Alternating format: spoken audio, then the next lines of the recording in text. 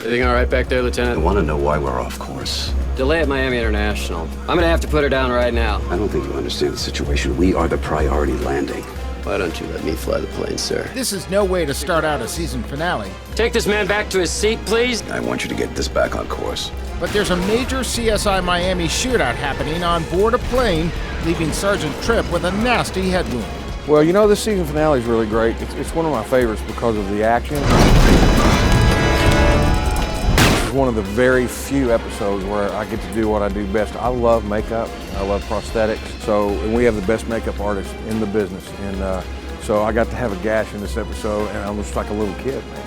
Horatio and Sergeant Tripp are flying high, transporting a deadly killer they apprehended back to Miami.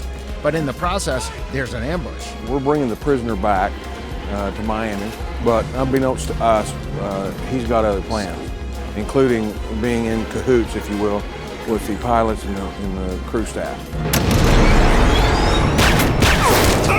Things kind of go south, as we say, and our prisoner escapes.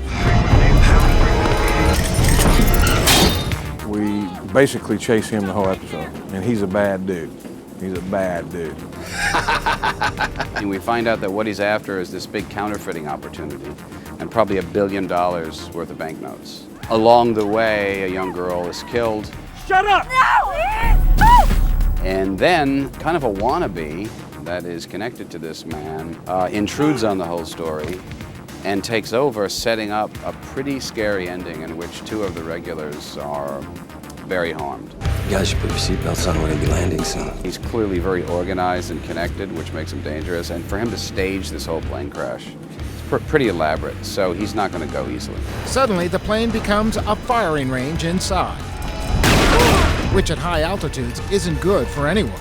Well, clearly there's a different type of jeopardy. You're at 20,000 feet, and plus guns go off, so it depressurizes the plane. It's a scene where we can all die, so it's a pretty dangerous scene. Putting together an action scene inside a jet means making sure everything is perfectly laid out. If you're going to do a scene like this, choreography is the trick. You can't just throw this kind of scene together and people buy it.